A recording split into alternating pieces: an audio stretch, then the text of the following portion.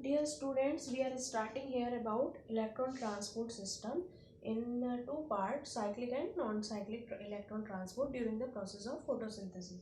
So what happened exactly that when the system get exposed by the sunlight at the daytime, that means whatever reaction is going on, this complete system will take place during daytime. That's why we may consider it as a light reaction, or this is the electron transport of photosynthesis. So what happened, this is the light harvesting complex, this is also a light harvesting complex. These two light harvesting complex exactly absorb solar energy, and at the particular visible wavelength they get excited and reach from their ground state to excited state. In the same way, this PS2 is also excited from its ground state to excited state. Exactly, cycle begins from this P680 if we consider it as a non-cyclic electron transport. We are saying that this is a electron transport because every compound which get oxidized by donating its electron to the another and make reduce to the another compound. So we are starting about non-cyclic electron transport. What happened, this P680 absorb sunlight and reach into the excited state, and after reaching it into excited state, this P680 donates its electron to the quinone and make it reduce to this quinone. When this quinone donates its electron to the plastoquinone, it oxidizes and it reduces plastoquinone. Now this plastoquinone exactly make a reduced form, and at the same time it donates its electron to the cytochrome F and oxidize this cytochrome F donates its electron to the plastocyanin and make reduces plastocyanin.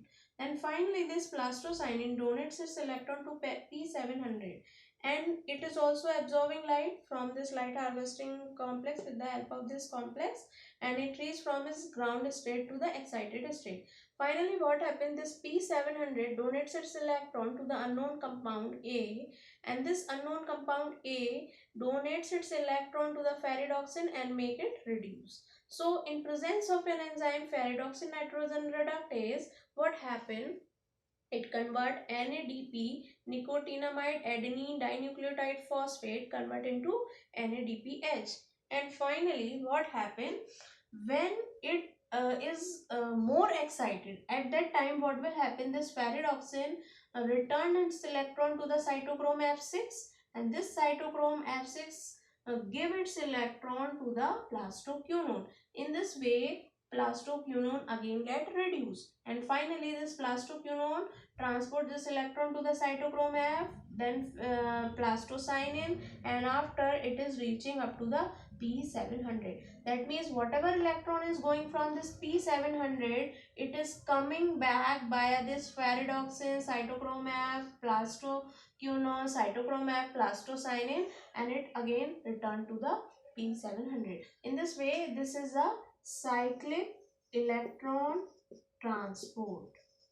And if we consider about non-cyclic electron transport, whatever electrons are going from this PS2, photosystem 2, from this P680, it is not coming back to this P680 or photosystem 2. In this way, it is a part of non-cyclic electron transport system, and this PS1 is a part of cyclic as well as non-cyclic, because simply whatever non-cyclic electron is going on, it is also passing through it, and whatever cyclic electrons are coming, they are also passing from P700. So it is a part of both cyclic and non-cyclic electron transport system.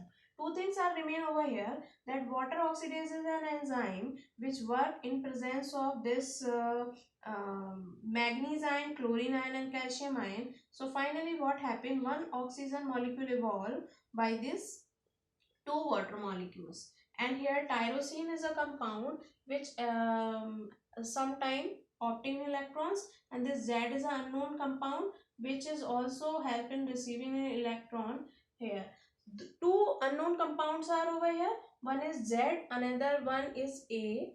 Now the H ions which are presenting 2 3 places, 1 2 and 3, these HIN exactly, these HIN present in the lumen of this or the compound which is present inside of this thylakoid. So exactly when HIN concentration will increase, pH will automatically decrease or it will acidic.